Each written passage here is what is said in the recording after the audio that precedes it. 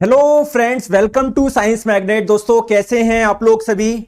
I hope सभी बहुत अच्छे हैं, शानदार हैं, जानदार हैं। देखिए, पिछली क्लास में यानी कल हम लोगों ने पढ़ा था वर्क, एनर्जी एंड पावर, यानी कार्य, ऊर्जा एवं शक्ति। आज हम लोग पढ़ने जा रहे हैं रिफ्लेक्शन ऑफ लाइट, यानी प्रकाश का परावर्तन। अगर आप लोग अपने क्लास 10 की एनसीईआरटी देखोगे ना, तो उसमें पूरा एक साथ दिया हुआ है लाइट, रिफ्लेक्शन एंड रिफ्रैक्शन। लेकिन दोस्तों, रिफ्लेक्शन अपने आप पे बहुत बड़ा है। आप लोगों को पता है, आपके कंपीटिटिव एग्जाम में बहुत डिटेल में क्वेश्चन आता है, तो हमको पहले रिफ्लेक्शन पूरा अच्छे से पढ़ना पड़ेगा, फिर हम लोग स्टार्ट करेंगे रिफ्रैक्शन यानी अपवर्तन। इस रिफ्लेक्शन में हम लोग मिरर वगैरह, कॉनकेव, कॉन्वेक्स, सब कुछ इसमें आ जाएगा। बहुत इंपॉर्टेंट चैप्टर है दोस्तों, ठीक है। चलिए चलिए स्टार्ट करें। तो बिल्कुल अच्छे से पढ़ाई करो, किसी प्रकार की टेंशन आप लोग ना लीजिए, करिए। आ जाओ, बात करते हैं सबसे पहले कि सर लाइट क्या होता है, यानी प्रकाश क्या होता है। कौन मुझे बताएगा लाइट क्या है? तो जब हम लोगों ने साउंड पढ़ा था, साउंड के बारे में मैंने आप लोगों को बात बताई थी, sound is a form of energy. जो ध्वनि ऊर्जा का एक प्रकार है, वैसे ही दोस्तों लाइट भी एनर्जी का ही एक प्रकार है। एनर्जी अलग अलग प्रकार की होती है, ठीक है। तो वैसे लाइट भी एक एनर्जी का ही टाइप है। और इस लाइट की वजह से, इसी एनर्जी की वजह से हम लोग किसी वस्तु को क्या कर पाते हैं, देख पाते हैं। तो आप लोगों से पूछा जाए लाइट क्या है दोस्तों, लाइट क्या है? ये एक प्रकार की ऊर्जा है जिसकी वजह से हम लोग अपने आसपास की वस्तुओं को देख पाते हैं। चलिए बात करते हैं इस लाइट में कौन कौन सी प्रॉपर्टीज पाई जाती है। जैसे अगर मैं आप लोगों से पूछूं भैया लाइट का कलर क्या होता है, तो आप लोग बोलेंगे लाइट का कलर क्या होता है, वाइट होता है। क्या होता है? वाइट होता है। नहीं सर, मैंने तो और भी अलग कलर की लाइट देखी है, मैंने तो सर रेड भी देखी है, मैंने तो ब्लू भी देखी है। देखो होता क्या है एक्चुअली में दोस्तों, ये जो व्हाइट कलर की लाइट होती है ना, वो 7 कलर से मिलकर बनी होती है ना। एक्चुअली में लाइट आप लोगों को 7 कलर में मिलती है ना। 7 रंग के प्रकाश, जो प्रकाश है 7 रंगों में पाया जाता है। कौन कौन से? Violet, indigo, blue, green, yellow, orange, और एक हो जाएगा रेड यानी लाल। बात समझ गए बात को? या मैं आप लोगों को बोलूं, सातों रंग के प्रकाश को जब मैं मिला दूंगा तो कौन सा कलर का प्रकाश मिल जाएगा? व्हाइट कलर का, श्वेत रंग का प्रकाश मिल जाएगा। आपके मन में क्वेश्चन आएगा कि सर आपको कैसे पता कि जो व्हाइट कलर की लाइट है वो इन 7 रंगों से मिलकर बनी हुई है, आपको कैसे पता? तो दोस्तों मैंने क्या करा, एक प्रिज्म लिया। प्रिज्म क्या होता है? ये ग्लास का टुकड़ा होता है कुछ इस टाइप का, ठीक है, कुछ इस टाइप का होता है। आपने देखा भी होगा नेट पे कभी ना कभी, तो आपने देखा होगा कुछ इस टाइप का होता है ना प्रिज्म। तो जब इस प्रिज्म में से मैंने व्हाइट लाइट को पास कराया, तो मैंने देखा कि जब लाइट इसमें से बाहर निकलती थी तो 7 रंगों में आप लोगों को 7 रंग आपको मिले। इसका मतलब ये व्हाइट कलर वाली लाइट 7 रंगों से मिलकर बनी हुई होगी। हो सकता है अंदर कुछ ऐसी चीज हुई हो जिससे वो अपने 7 रंगों में टूट गई हो, ठीक है। तो आप लोग जब प्रिज्म से गुजारोगे तो आप लोग देख लोगे कि वो व्हाइट जो कलर की लाइट होती है 7 रंगों में आप लोगों की टूट जाती है। समझ में आगे बात को? आ गई, ठीक है। अब बात आती है कि सर ये जो श्वेत प्रकाश होता है उसके अपने 7 रंगों में टूट जाना, इस घटना को क्या बोलते हैं? इस घटना को भी आप लोग समझ लो, इसको बोलते हैं डिस्पर्जन ऑफ लाइट, यानी प्रकाश का वर्ण विक्षेपण। क्या बोलते हैं? प्रकाश का वर्ण विक्षेपण आप लोग बोलते हैं। अब अभी हम लोग परावर्तन पढ़ने वाले हैं, बट ये क्या पढ़ रहे हैं आप समझो, बेसिक है ये भी आप लोग के लिए। दोस्तों एक चीज ध्यान रखो, इस व्हाइट लाइट को जाना कैसे चाहिए था?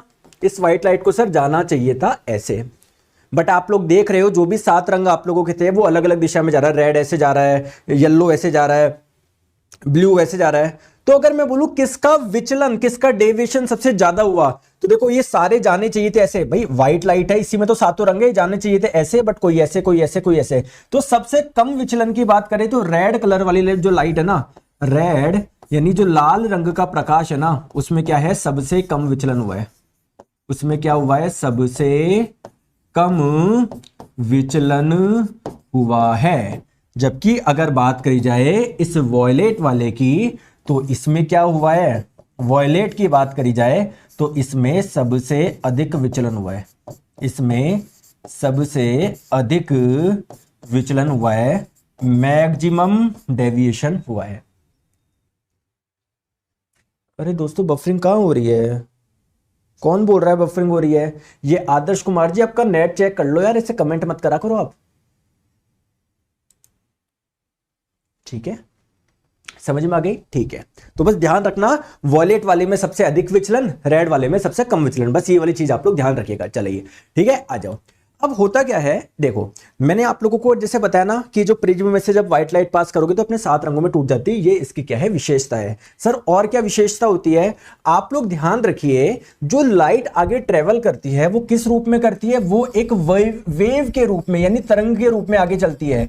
जैसे साउंड आगे किस रूप में आगे चल रहा था, तरंग के रूप में चल रहा था ना, वैसे ही लाइट भी किस रूप में आगे चलती है, तरंग के रूप में। लेकिन एक कौन सी तरंग होती है, इलेक्ट्रोमैग्नेटिक वेव, विद्युत चुंबकीय तरंग। दोस्तों विद्युत चुंबकीय तरंग किसको बोलते हैं, जिनको आगे चलने के लिए कोई माध्यम की जरूरत नहीं होती। तो प्रकाश को भी दोस्तों कोई माध्यम की जरूरत नहीं है, अगर निर्वात होगा उसमें से भी क्या होगा, ये चल लेगा।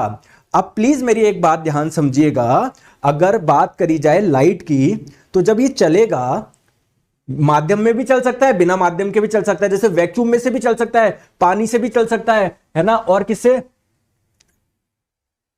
आई एम सॉरी दोस्तों, है ना। देखो जो लाइट होती है ना वो आप लोगों के बिना मीडियम के भी चल सकती है, मीडियम में भी चल सकती है। तो अगर मैं बोलूं यहां पर कोई भी मीडियम नहीं है, वैक्यूम है बिल्कुल, वैक्यूम का मतलब कुछ भी नहीं होना, तो लाइट की स्पीड ज्यादा होगी ना, क्योंकि उसको कोई ऑब्स्टेकल नहीं मिलेंगे। तो अगर बात करी जाए दोस्तों वैक्यूम की, वैक्यूम में, ठीक है, अगर बात करी जाए वैक्यूम यानी निर्वात में, या बात करी जाए एयर में, यहां पर लाइट की स्पीड सबसे ज्यादा होती है। ठीक है, एयर में भी दोस्तों मानते हैं, वैक्यूम में चिन्नी सी और ज्यादा होगी, क्योंकि वैक्यूम का मतलब कुछ भी नहीं होना। दोस्तों एयर में भी ज्यादा होती है, एयर में बेचारे गैस में इतना दम थोड़ी कि वो लाइट को रोक लेगी यार। कम कहां पर होगी, वाटर में थोड़ी कम होगी, कांच में थोड़ी कम होगी, लेकिन एयर और वैक्यूम में लगभग क्या होती है, बराबर होती है। कितनी होती है दोस्तों, 3 × 10⁸ मीटर/सेकेंड। समझ में आ गई बात को, कोई परेशानी नहीं। लेकिन दोस्तों अलग अलग माध्यम में अलग अलग होती है। जैसे अगर बात करी जाए, अगर हम लोग बात करें इसकी ग्लास की बात करी जाए, कांच की बात करी जाए, तो कांच में कितनी होती है, कोई बताएगा क्या? तो कांच में केवल 2 × 10⁸ मीटर/सेकेंड ही होती है। अगर आप लोग बात करोगे पानी में यानी वाटर में, तो वाटर में 2.25 × 10⁸ मीटर/सेकेंड होती है। तो आप लोगों से पूछा जाए सबसे ज्यादा कहां पर होती है, सबसे ज्यादा होती है कहां पर, वैक्यूम में यानी निर्वात में। चलिए अब हम लोग बात करते हैं, एक छोटी सी चीज ध्यान रखो, जैसे कि मैंने भी आप लोग को बताया, व्हाइट कलर की लाइट 7 कलर से मिलकर बनी होती है, 7 रंग के प्रकाश से, violet, indigo, blue, green, yellow, orange, red. तो अगर मैं बोलूं इसमें से सबसे ज्यादा वेवलेंथ किसकी है ना, वेवलेंथ किसको बोलते हो, 2 शंकों के बीच की दूरी, मैंने आपको बताया था, किसमें बताया था, साउंड वाले चैप्टर में। तो आप लोग बोलोगे कि सर रेड कलर की जो वेवलेंथ होती है, तरंग दैर्ध्य होती है, वो सबसे ज्यादा होती है। रेड की क्या होती है, सबसे ज्यादा होती है। अगर हम लोग बात करें वॉयलेट की, अगर हम लोग बात करें वॉयलेट की, तो क्या होती है, सबसे कम होती है, लीस्ट होती है। प्लीज इस बात का आप लोग ध्यान रखिएगा। समझ में आ गई बात को? ठीक है दोस्तों, आप लोगों को पता है कि है ना, बारिश के दिनों में ये क्या बन जाता है, ये इंद्रधनुष देखा होगा आपने। तो बारिश के दिनों में क्यों बनता है, क्योंकि देखो बारिश के दिनों में क्या वर्षा होती है क्या, तो वर्षा की बूंद भी होगी। तो वहां पर क्या करता है, ये जो बूंद होती है ना, वो एक प्रिज्म की तरह कार्य करती है। प्रिज्म की तरह कार्य करने का मतलब क्या है, जब इसमें लाइट आएगी ना, तो वो अपने 7 रंग में टूट जाएगी। देखो ऐसे 7 रंग आप लोगों को मिल जाएंगे। ठीक है, तो ये आप लोगों का कारण होता है किसका, समझ में आ गया, इंद्रधनुष बनने का। चलो अब आगे चलते हैं। मैंने आप लोगों को बताया कि जो लाइट है वो एक प्रकार की क्या है, इलेक्ट्रोमैग्नेटिक वेव है, विद्युत चुंबकीय तरंग है। लेकिन दोस्तों केवल इलेक्ट्रोमैग्नेटिक वेव का एक ही एग्जांपल है क्या, बताओ? अरे एक ही एग्जांपल है क्या, एक ही एग्जांपल है क्या, बताओ? अरे बोलो ना, नहीं बहुत सारे एग्जांपल है। तो दोस्तों बहुत अलग अलग प्रकार की इलेक्ट्रोमैग्नेटिक वेव होती है। तो इन सभी इलेक्ट्रोमैग्नेटिक वेव का जो गुच्छा होता है, जो ग्रुप होता है, उसे आप लोग क्या बोलोगे, इलेक्ट्रोमैग्नेटिक स्पेक्ट्रम। क्या बोलेंगे, इलेक्ट्रोमैग्नेटिक स्पेक्ट्रम बोलेंगे। तो अगर आप लोगों से पूछा जाए इलेक्ट्रोमैग्नेटिक स्पेक्ट्रम क्या होता है, आप लोग बोलेंगे जितने भी इलेक्ट्रोमैग्नेटिक वेव्स होती है उन सभी का ग्रुप क्या कहलाएगा, इलेक्ट्रोमैग्नेटिक स्पेक्ट्रम कहलाएगा। अगर जितनी भी इलेक्ट्रोमैग्नेटिक वेव होती है, जैसे लाइट भी एक प्रकार की इलेक्ट्रोमैग्नेटिक वेव है, एक्सरे भी एक प्रकार की इलेक्ट्रोमैग्नेटिक वेव है। समझ में आ गई बात को? अल्ट्रावायलेट रेडिएशन, जो सूर्य से अल्ट्रावायलेट रेडिएशन आती है, जो अल्ट्रावायलेट को क्या बोलेंगे, पराबैंगनी किरणें आती है, वो भी क्या है, एक प्रकार की इलेक्ट्रोमैग्नेटिक वेव है। तो दोस्तों किसी की तरंग दैर्ध्य ज्यादा होगी, किसी की कम होगी। तो अगर आप लोगों से पूछा जाए कौन सी इलेक्ट्रोमैग्नेटिक वेव है जिसकी वेवलेंथ तरंग दैर्ध्य सबसे कम है, तो गामा की तरंग दैर्ध्य सबसे कम होती है, एक्सरे की उससे ज्यादा, अल्ट्रावायलेट की उससे और ज्यादा, विजिबल लाइट की और ज्यादा और ज्यादा और ज्यादा, सबसे ज्यादा किसकी होती है, रेडियो वेव्स की होती है। आप लोग ध्यान रखेंगे सबसे ज्यादा किसकी होती है, रेडियो वेव्स की होती है। अब प्लीज मेरी बात आप लोग ध्यान रखिएगा, प्लीज, है ना। अगर मैं आप लोगों को बोलूं कि किसी तरंग की वेवलेंथ ज्यादा है, किसी तरंग की वेवलेंथ यानी तरंग दैर्ध्य ज्यादा है, तो ध्यान रखिएगा उसकी फ्रीक्वेंसी क्या होगी, उसकी आवृत्ति क्या होगी, उसकी आवृत्ति कम होगी। और दोस्तों जिसकी आवृत्ति कम होती है उसकी एनर्जी यानी उसकी ऊर्जा भी क्या होती है, कम होती है। जिसकी फ्रीक्वेंसी ज्यादा होती है उसकी एनर्जी भी ज्यादा होती है। तो आप लोगों से अगर मैं पूछूं कि रेडियो वेव या गामा वेव, है ना, इनमें से ज्यादा एनर्जी किसके पास होगी, तो आप लोग बोलोगे कि सर जो गामा रेज है ना उनकी क्या है, वेवलेंथ काफी कम है। जिनकी वेवलेंथ कम होती है ना, जिनकी वेवलेंथ ज्यादा होती है फ्रीक्वेंसी कम होती है, जिनकी वेवलेंथ कम होती है उनकी फ्रीक्वेंसी क्या होती है, ज्यादा होती है। तो आप लोग बोलोगे कि सर गामा की फ्रीक्वेंसी सबसे ज्यादा होगी, और जिनकी फ्रीक्वेंसी ज्यादा होती है उनकी एनर्जी भी क्या होती है, ज्यादा होती है। दोस्तों ध्यान रह जाएगा। तो बस आप तो एक तो सबसे कम और सबसे ज्यादा, इनका ध्यान रखिए। यहां पर मैं आप लोगों को कुछ और चीजें भी बता देता हूं। जैसे आप लोग यहां पर देख रहे हो माइक्रोवेव्स, इंफ्रारेड। अगर आप लोगों से पूछा जाए कि इन इंफ्रारेड वेव का यूज कहां पर होता है, तो ध्यान रखिएगा ये जो इंफ्रारेड वेव होती है इनका यूज होता है रिमोट कंट्रोल में।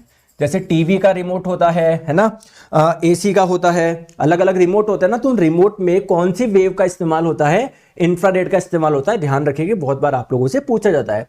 दोस्तों अगर आप लोगों से पूछा जाए माइक्रोवेव, जो ये वाली तरंग है इनका इस्तेमाल कहां पर होता है, तो इनका इस्तेमाल होता है माइक्रोवेव में। माइक्रोवेव किसको बोलते हैं, जो किचन में होता है खाना गर्म करने के लिए जिसका इस्तेमाल किया जाता है।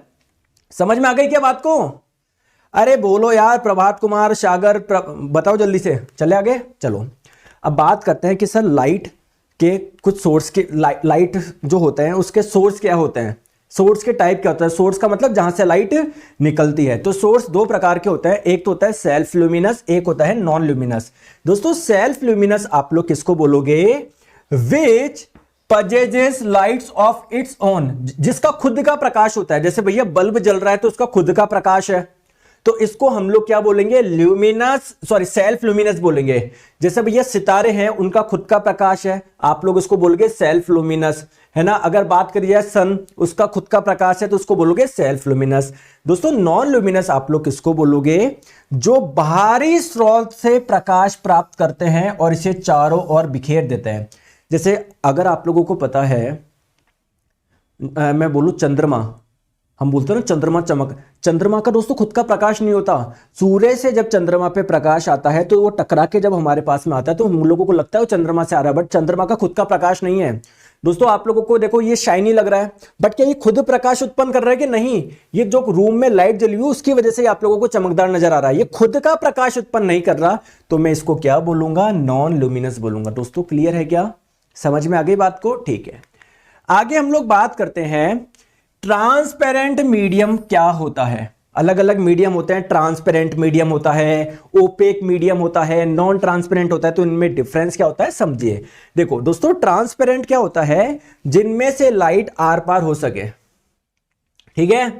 क्या होता है, through which light propagate easily, जिनमें से लाइट इजीली प्रोपोगेट हो सकती है।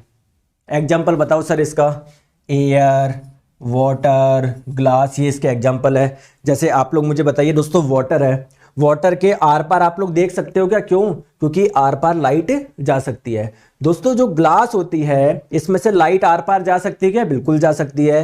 तो ग्लास हो गया, एयर हो गया, वाटर हो गया, ये क्या है, ट्रांसपेरेंट मीडियम है, यानी पारदर्शी माध्यम है। समझ में आ गई बात को, जल्दी से बताइए, ठीक है। दोस्तों ट्रांजुलेंट किसको बोलेंगे बताओ,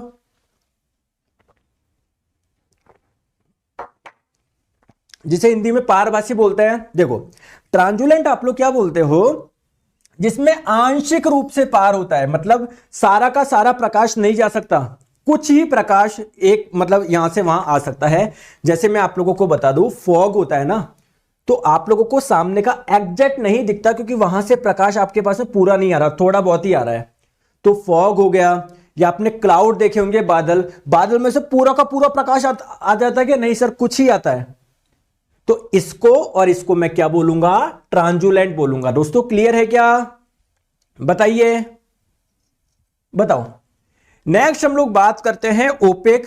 ओपेक का मतलब होता है अपारदर्शी, जिसमें से प्रकाश एक माध्यम मतलब उसमें से ट्रेवल कर ही नहीं सकता, ठीक है। तो जिससे प्रकाश आर पार हो ही नहीं सकता, उसे आप लोग क्या बोलोगे? ओपेक बोलोगे। समझ में आ गई बात को? जैसे दोस्तों जो लकड़ी होती है, क्या इसमें से आर पार हो सकता है क्या? या कोई आपके पास में मेटल का टुकड़ा है, लोहे का टुकड़ा है, चांदी का टुकड़ा है, क्या उसमें से ना प्रकाश आर पार हो सकता है क्या? नहीं हो सकता। तो मैं उसको क्या बोलूंगा? ओपेक मीडियम यानी अपारदर्शी माध्यम बोलूंगा, ठीक है। आ जाओ, नेक्स्ट बात करते हैं लाइट रे और बीम के बारे में समझते हैं, है ना, क्योंकि रिफ्लेक्शन स्टार्ट करने से पहले आप लोगों को इन सभी बेसिक चीजों का पता होना जरूरी है। समझ गए बात को? ठीक है, चलिए तो बात करते हैं लाइट रे और बीम के बारे में। देखो, तो होता क्या है, the light travelling in any one direction in a straight line is called a ray of light. जैसे मैं आप लोग को बताऊं, इधर देखो, देखो आप लोगों ने दोस्तों टॉर्च डाला, टॉर्च डाला ना ये, तो यार यहां से क्या निकलती है? बहुत सारी रे निकलती है। और जब बहुत सारी रेस का जो ग्रुप होता है ना, उसको आप लोग क्या बोलोगे? बीम बोलोगे। देखो डिफरेंस समझो, बीम को हिंदी में हम लोग पुंज भी बोलते हैं, बीम को हम लोग हिंदी में पुंज भी बोलते हैं। जैसे मान लो ये कोई एक प्रकाश की किरण है दोस्तों, अगर बहुत सारी प्रकाश की किरण होगी ना, तो इसको मैं बोलूंगा बीम। पुंज अगर केवल एक हुआ तो उसको मैं बोलूंगा लाइट रे यानी प्रकाश की किरण। समझ में आ गई बात को? ठीक है। अब सॉरी, अब बात करते हैं दोस्तों पेंसिल क्या होता है। बात करें पेंसिल, देखो पेंसिल क्या होता है? A narrow beam of light is called a pencil of light. देखो यहां पर आप लोग देखो, मैं क्या बोला जा रहा है? A narrow beam of light. आपके पास में कोई बीम है लाइट की, यानी प्रकाश किरणों का कोई पुंज है, तो उसको क्या बोलोगे आप लोग? पेंसिल बोलोगे। सर नहीं आया समझ में, एग्जाम्पल दूं मैं आप लोगों को? एग्जाम्पल दूं क्या? जैसे मान लो दोस्तों कोई, देखो कहीं पर बहुत सारी प्रकाश किरण का ये बीम दिख रहा है ना, एक नैरो, नैरो का मतलब एक सकड़ा, बहुत, इसको आप लोग क्या बोलोगे? पेंसिल बोलोगे। जैसे देखो ये अलग अलग प्रकार की होती है, एक होती है कन्वर्जेंट पेंसिल। कन्वर्जेंट पेंसिल किसको बोलोगे? जब लाइट रे आप लोगों की कन्वर्ज हो, जो बीम है ना लाइट की, वो क्या हो? एक पॉइंट पे अगर कन्वर्ज हो, तो उसको आप लोग क्या बोलोगे? कन्वर्जेंट पेंसिल बोलोगे। अगर कहीं से बीम है ना ऐसे फैल रही है, तो इसको आप लोग क्या बोलोगे? डाइवर्जेंट बोलोगे, ठीक है। पैरेलल क्या किसको बोलोगे? जहां पर इनके बीच में डिस्टेंस क्या हो? सेम हो। ऐसी आप लोगों की बीम जहां पर लाइट रे के बीच में डिस्टेंस आप लोगों का समान हो, इसको आप लोग क्या बोलोगे? पैरेलल पेंसिल बोलोगे। ओके, क्लियर है? चले आगे आ जाओ। नेक्स्ट हम लोग बात करते हैं रिफ्लेक्शन ऑफ लाइट यानी प्रकाश का परावर्तन। आ जाओ, तो प्रकाश का परावर्तन अब हम लोग स्टार्ट करते हैं। देखो होता क्या चीज है, आप लोग मुझे एक छोटी चीज बताओ, एक छोटी चीज बताओ। रिफ्लेक्शन ऑफ लाइट स्टार्ट करने से पहले एक चीज मुझे बताओ, जैसे मान लो आपकी छत पे कोई टुकड़ा पड़ा है, किसी का भी हो सकता है कांच का टुकड़ा हो सकता है कुछ लकड़ी हो सकता है कपड़ा पड़ा हो, कुछ भी हो, क्या इसके ऊपर सूर्य का प्रकाश आएगा क्या? सबके ऊपर आएगा यार। मैं पेन रखूंगा, पेन के ऊपर भी आएगा, मैं पेंसिल रखूंगा उसके ऊपर भी आएगा, मैं मेरा फोन रख के आऊंगा उसके ऊपर भी आएगा। दोस्तों हाँ या ना तो बोल दो यार, बताओ।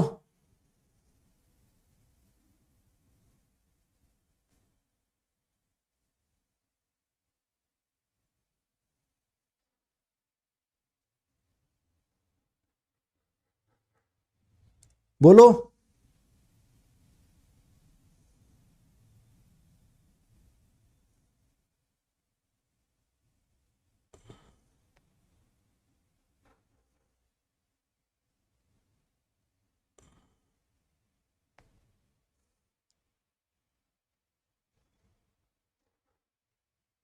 आगे सभी का यस, ठीक है। ऐसे बोला करो ना, ऐसे अच्छे बच्चे हो ना यार आप। अब देखो, आप मुझे बताइए, कोई भी टुकड़ा रखोगे, चाहे आप पेंसिल रखो, चाहे आप अपना फोन जाके रखो, कपड़े रखो, उसके ऊपर प्रकाश आएगा क्या? बिल्कुल आएगा।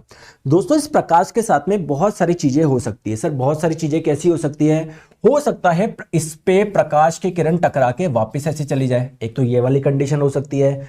दूसरी कंडीशन क्या हो सकती है? ये प्रकाश क्या हो, इस टुकड़े के द्वारा एब्जॉर्ब कर लिया जाए, अवशोषित कर लिया जाए। ठीक है सर, ये भी हो सकती है। तीसरी चीज क्या हो सकती है? प्रकाश किरण इसमें से होके निकल जाए, है ना। तो अलग अलग चीज हो सकती है ना। तो मैं आपको क्या बोल रहा हूं कि जब प्रकाश की किरण किसी भी पार्ट से टकरा के वापस वहीं पर लौट जाती है जहां से आई थी, जैसे यहां से एयर से आई थी, एयर में चली गई, तो इसे आप लोग बोलोगे रिफ्लेक्शन यानी परावर्तन। समझ में आ गई बात को? और क्या चीज हो सकती है सर? और एक ये चीज हो सकती है कि जो प्रकाश की किरण इस पे आई थी ना, इस टुकड़े के द्वारा एब्जॉर्ब कर ली गई, अवशोषित कर ली गई, इसको खा गई, वो यहां से निकल नहीं रही ना वापस जा रही है, उसको खा गया, तो इसको बोलेंगे एब्जॉर्प्शन यानी अवशोषण। ठीक है।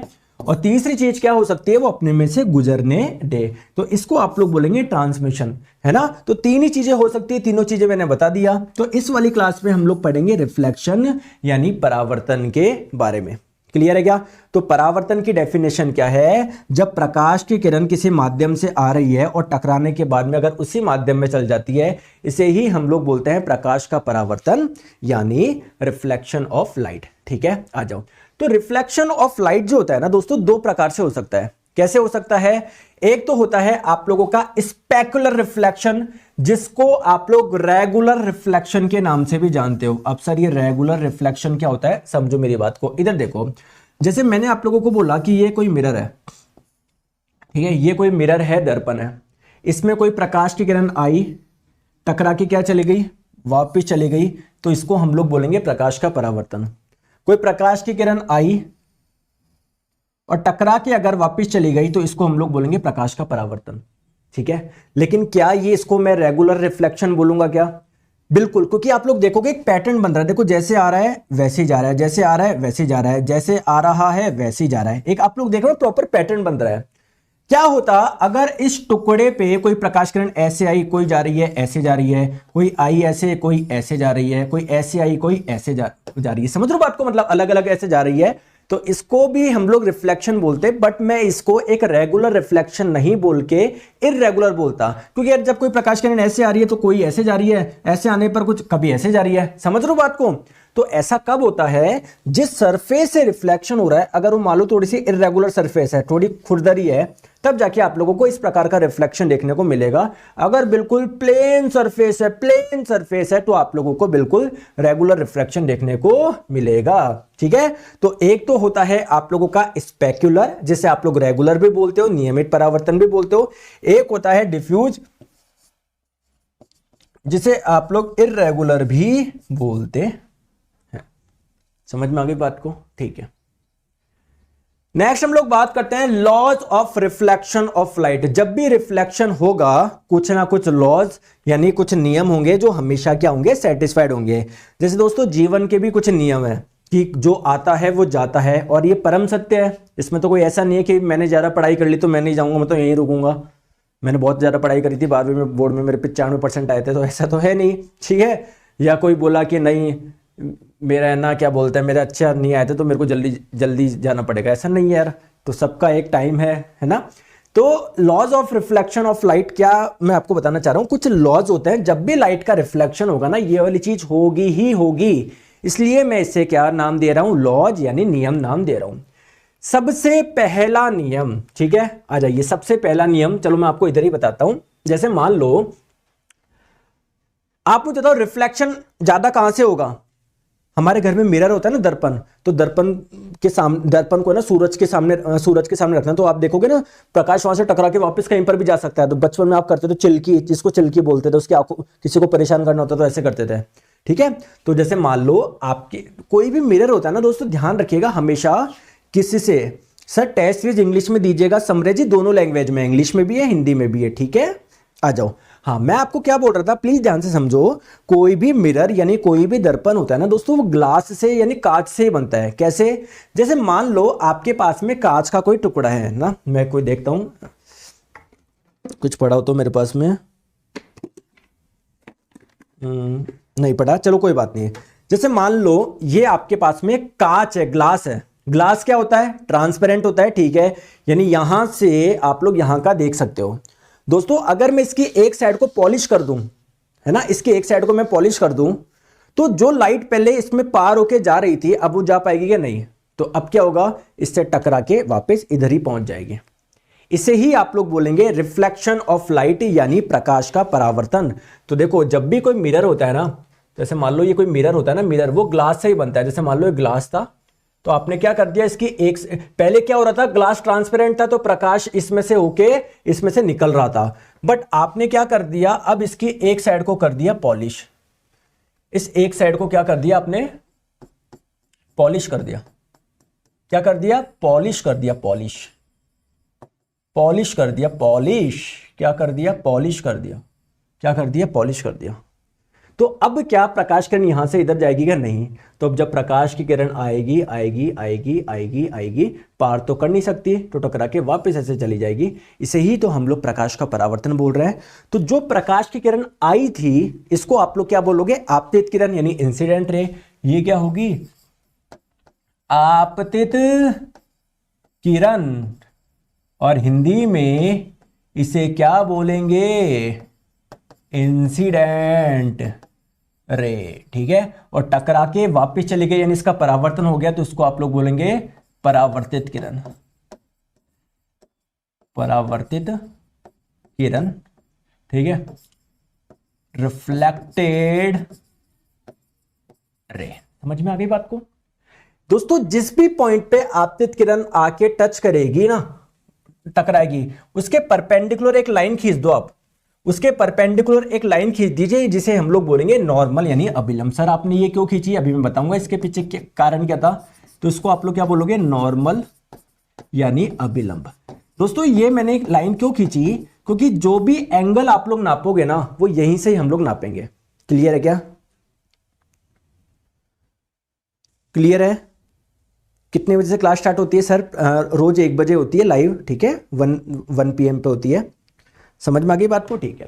तो दोस्तों ये जो आपतित किरण है और ये जो अभिलंब है, इनके बीच में क्या एक एंगल दिख रहा है क्या आपको? इनके बीच में क्या कुछ एंगल है क्या? ये कुछ एंगल है क्या? जो भी एंगल का आप लोग मेजरमेंट करोगे, कहां से करोगे? अभिलंब से ही करोगे।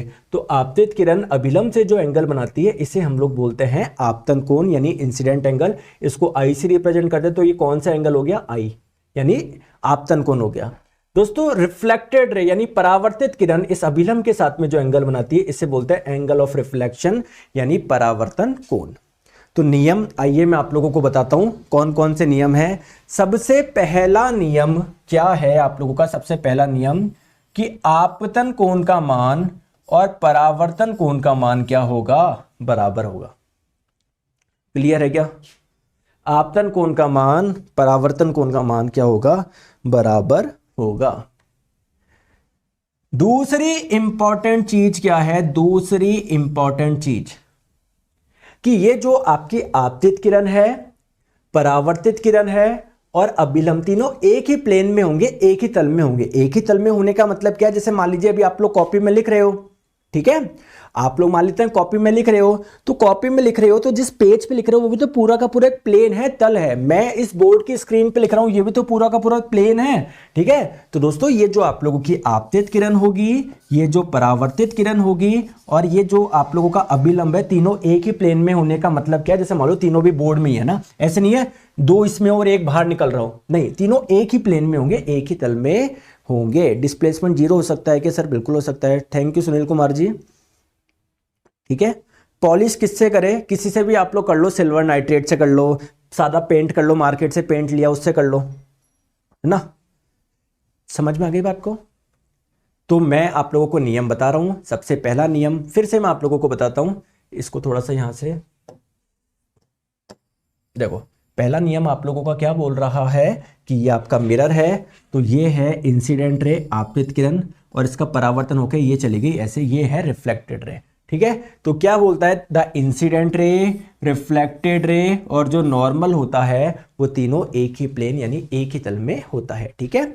दूसरी इंपॉर्टेंट चीज क्या है? एंगल ऑफ रिफ्लेक्शन का मान हमेशा एंगल ऑफ इंसिडेंस के होगा। क्लियर है क्या? यार दोस्तों एक चीज मुझे बताओ, ये संतोष नायक नाम का एक लड़का है, रोज परेशान करता है, इंग्लिश में भी बताओ सर। क्या मैं आपको दोनों लैंग्वेज में नहीं बोल रहा? क्या रिफ्लेक्शन बोल रहा हूं, मेरे ऑटोमेटिकली मुंह से परावर्तन निकलता है, साथ में रिफ्रैक्शन बोलता हूं ऑटोमेटिकली अपवर्तन निकलता है। इंग्लिश में भी करवाओ सर। बेवकूफ के जैसे रोज 4 दिन से कमेंट देख रहा हूं, मैं ब्लॉक कर दूंगा। दोनों लैंग्वेज में नहीं पढ़ा रहा क्या? मैं बता दूं कहां पर है, हिंदी और इंग्लिश दोनों, हिंदी इंग्लिश दोनों है। बस फिर सिलेक्शन नहीं होगा क्योंकि तुम्हारा ध्यान इसमें कॉन्सेप्ट तो है ही नहीं। हिंदी ये पढ़ाओ, हिंदी पढ़ाओ, इंग्लिश पढ़ाओ, दोनों लैंग्वेज में साथ लेके चल रहा हूं मैं, एक ही एक कमेंट करते रहता हूं। ठीक है, आ जाओ। तो अब आप लोगों ने laws of reflection of light आपने समझ लिया। तो चलो मुझे आप लोग कुछ क्वेश्चन बताइए, क्वेश्चन सॉल्व करके बताइए। पहला क्वेश्चन, क्वेश्चन नंबर 1, पहला क्वेश्चन मैंने आप लोगों से पूछा, सॉरी दोस्तों, ये मिरर है, ठीक है। मैंने बोला कि ये कोई प्रकाश की किरण आई और ये प्रकाश किरण गई, ऐसे है ना, ये परावर्तित किरण है। ये एंगल मैं मान लेता हूं दोस्तों कितना है, 35 डिग्री है।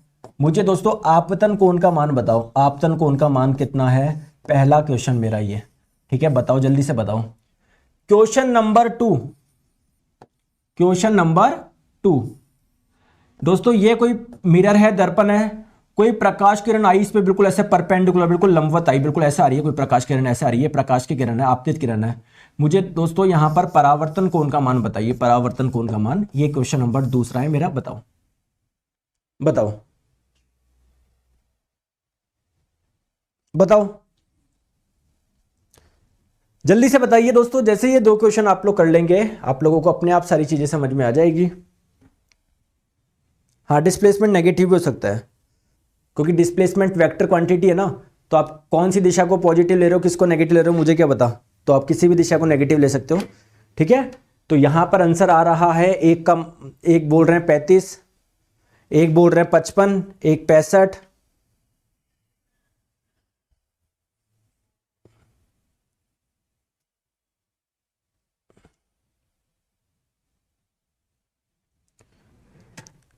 चलो दोस्तों, यार आप मुझे एक चीज बताओ यार, पता नहीं क्यों आप समझते नहीं हो, चीजें रटते हो। आप मुझे बताइए, मैंने आपसे क्या पूछा, आपतन कोण का मान बताओ। दोस्तों आपतन कोण निकाल लो या परावर्तन कोण निकाल लो, बात एक ही है, ठीक है। तो परावर्तन कोण कौन सा है? इसको परावर्तन मत मानो। परावर्तन कोण क्या होता है? कोई भी एंगल जो होता है ना, वो नॉर्मल यानी अभिलंब से आप लोग मापते हो। तो परावर्तित किरण रिफ्लेक्टेड रेस नॉर्मल के साथ में जो एंगल बना रही है, ये होगा एंगल ऑफ रिफ्लेक्शन यानी परावर्तन कोण। तो अगर ये 35 है, 90 में से अगर ये 35 है, तो ये कितना होगा? 55 होगा। तो परावर्तन कोण का मान कितना है? 55। और जितना परावर्तन उतना ही क्या होता है? अपवर्तन। तो अपवर्तन कोण का मान भी कितना? 55। समझ में आ गई क्या बात को? समझ में आ गई बात को? कोई दिक्कत नहीं है।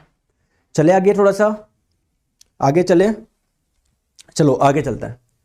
यहां पर आप लोग मुझे बताइए परावर्तन कोण का मान क्या होगा। दोस्तों परावर्तन कोण निकाल लो, आपतन कोण निकाल लो, बात बराबर है। सॉरी, मैंने अपवर्तन कोण बोल दिया था शायद, इधर आपतन कोण होगा, ठीक है।